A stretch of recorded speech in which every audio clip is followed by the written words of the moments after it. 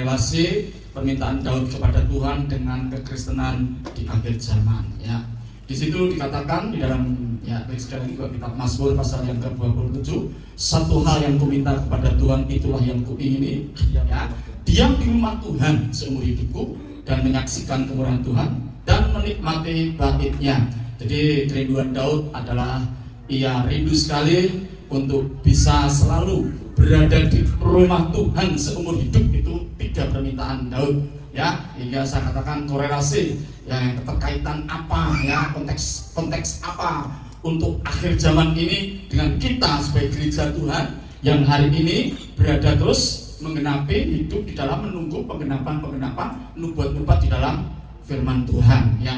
3 yang diukur Tuhan di akhir zaman yang masih dengan konteks, ya, yang masih ada konteks, ya, yaitu kerinduan Daud ada di dalam bait Tuhan, ya. Dalam bait Tuhan saya menjelaskan di situ ada pemeliharaan, ya, ada keamanan, ada perlindungan karena diberi tudung-tudung yang berlipat 4, Bapak Ibu, ya. Diberi 1 tudung perlindungan 4, jadi aman, Bapak Ibu, tidak usah khawatir, ya. Tidak usah khawatir, kita ada di tudung perlindungan ketika kita menjadi orang Kristen yang mau bergerak masuk progres. Dia rindu sekali selalu bergerak maju, tidak di pelataran. Karena apa? Karena di bait Tuhan itu kita dilindungi, kita diproteksi, ya, dilindungi, diproteksi, dan kita tidak ikut di dalam aniaya antikris, ya, kesusahan besar, ya, kesusahan besar selama 3,5 tahun nanti, ya. 1, 2, 3. Kemudian diberikan kepada sebatang buluh seperti tongkat dengan kata-kata yang berikut: bangunlah dan ukurlah. 1, bait suci yang diukur. Yang kedua, mesbah. Yang ketiga, mereka yang beribadah.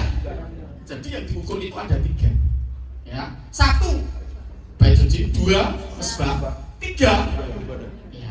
Kenapa pelataran kok tidak diukur? Karena itu diserahkan Tuhan untuk masuk dalam masa aniaya besar 3,5 tahun, di mana engkau tidak bisa menjual dan membeli kalau tidak melalui bakot dari antikris. Loh, gimana Pak caranya saya tidak masuk di zaman antikris? Kamu mengalami pengangkatan dulu, ada pertemuan di udara. Klik 3 yang diukur Tuhan. 1, bait suci, ya. Oke. Yang diukur bait suci. Gereja apa? Gereja yang benar, gereja yang bagaimana? Gereja yang harus ada hadirat dan kemuliaan Tuhan. Oke, lebih tandasnya, lebih detailnya saya akan membahas di ukuran yang kedua. Tuhan mengukur bait suci gereja. Sekarang saya akan mendetailkan, menjelaskan Tuhan akan mengukur mesbah kita, ya, atau gereja yang berbau mesbah. Ya, klik, ya, nomor yang ke berapa itu, 14 ini, ya. Ya, nomor 14. Oke, mesbah. Klik sekali lagi. Bapak Ibu, pentingnya mesbah itu diukur Tuhan karena itu menjadi jaminan engkau mengalami pengangkatan. Orang-orang yang diangkat Tuhan adalah orang-orang yang diukur. Salah satunya adalah bait suci yang diukur. Yang kedua sekarang mesbah. Maka kita lihat mesbah itu seperti apa, ya.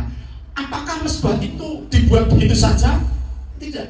Mesbah itu adalah ukuran mesbah dan pernak-pernik mesbah, ornamen-ornamen mesbah, bahan-bahannya itu dari Tuhan. Kita baca, inilah ukuran mesbah itu dalam hasta, yaitu hasta yang setapak tangan, lebih panjang daripada hasta biasa.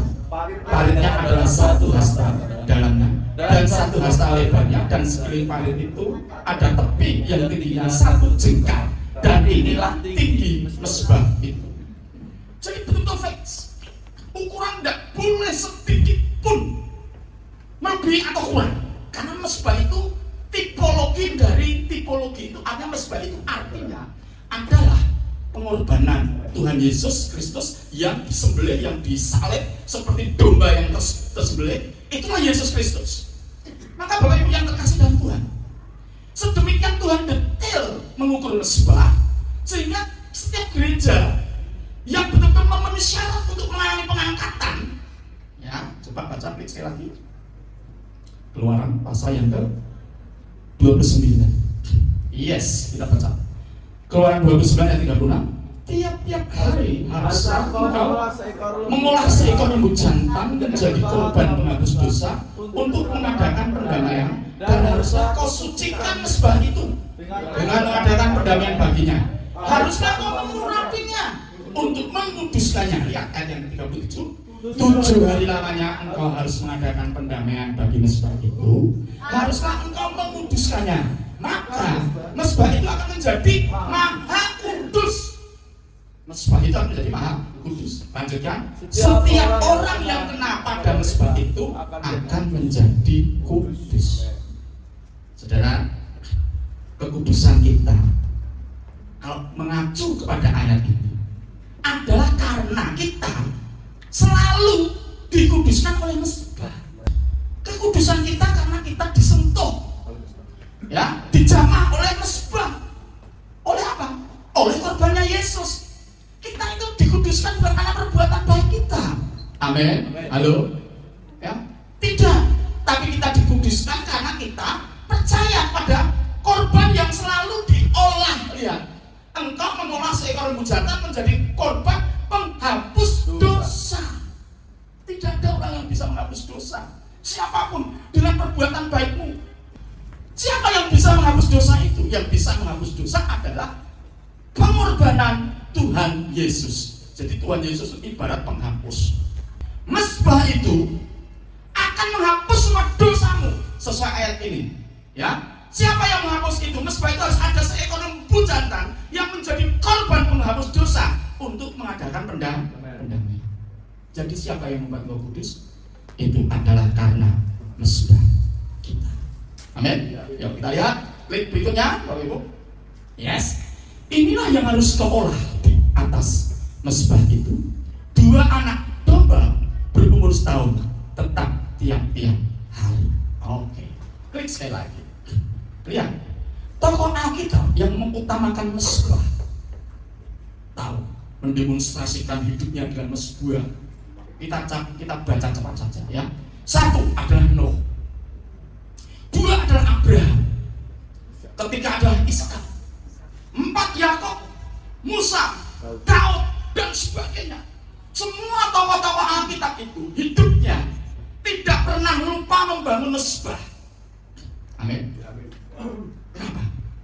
Karena mezbah itu memang tipologi dari presentasi Tuhan nantinya, bahwa di atas mezbah itu bukan seekor domba, tapi Yesus Kristus yang disalib. Penting kok berarti? Amin. Anda senang jadi orang Kristen? Siapa yang senang angkat tangan? Ya.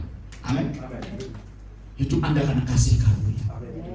Karena Tuhan mati untukmu, engkau dilayakkan, dan engkau sekarang ini ada potensi harapan besar diselamatkan oleh Tuhan. Sepenting apakah mezbah itu? Kita lihat baik sekali lagi. Ada indikasi gereja yang tidak standar dengan firman Tuhan. Nah, saudara, lihat, kita masuk ke ini Bapak Ibu, korelasi ke gereja sekarang ini. Jadi ada gereja-gereja sekarang ini Bapak Ibu, nanti saya akan jelaskan di sini. Mereka terindikasi, ya, tidak ada mezbah, bahkan tidak mementingkan, mengutamakan mezbah gereja saat ini. Gereja terindikasi pertama ada gereja yang menjadi panggung, tidak ada salibnya. Ini indikasi dari mezbah GIA itu ada. Yang kedua alasan yang di sini kita lihat, pemberitaan salib, ya, sudah tidak lagi menjadi topik utama dalam khotbah-khotbah. Dalam khotbah-khotbah yang lebih mengutamakan ilustrasi, humor, motivasi daripada esensi Injil. Khotbah itu tidak boleh melupakan yang namanya esensinya adalah Kristus yang memberikan anugerah untuk hidupmu, menyelamatkanmu, dan memberkatimu sekarang. Sebab 1 Korintus 1:18 kita lihat. Yuk baca supaya tengok ke depan. Oke, 1, 2, 3. Sebab pemberitaan tentang salib memang adalah kebodohan bagi mereka yang akan binasa. Terus bagi kita yang diselamatkan, pemberitaan ada kekuatannya Tuhan. Karena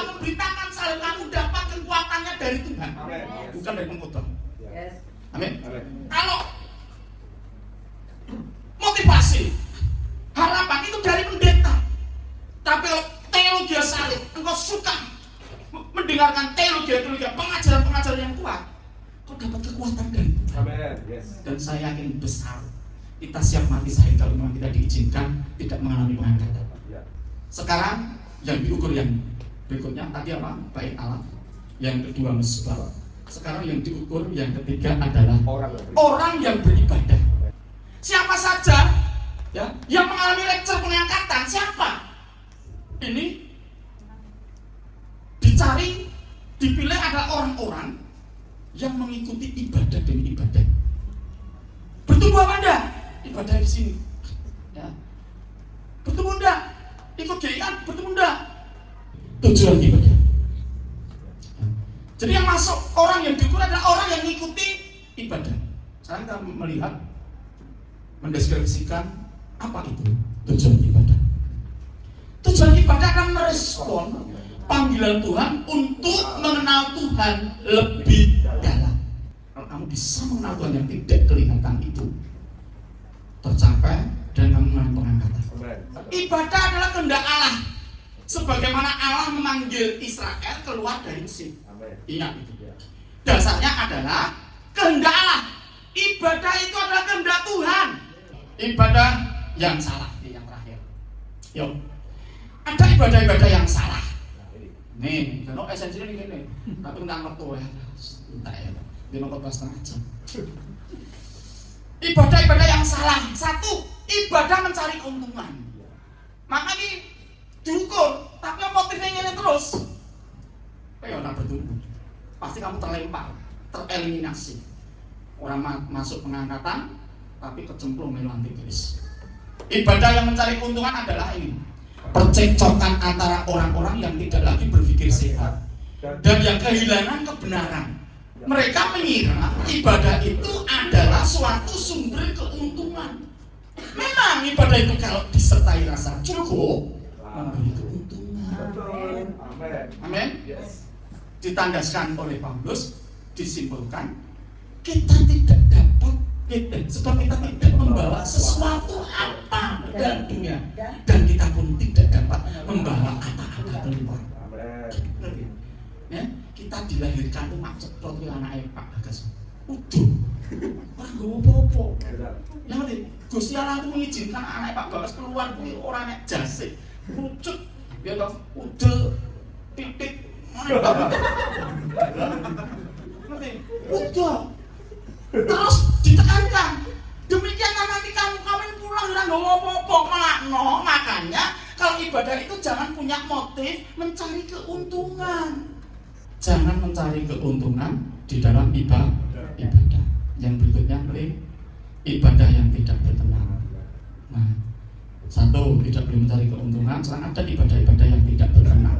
Jadi karena kita menerima kerajaan yang tidak tergoncangkan, marilah kita mengucapkan syukur dan beribadah kepada Allah menurut cara yang berkenan.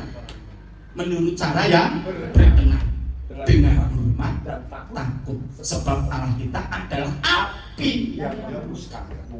Jadi kita harus melihat ibadah yang berkenan itu harus penuh hormat dan takut.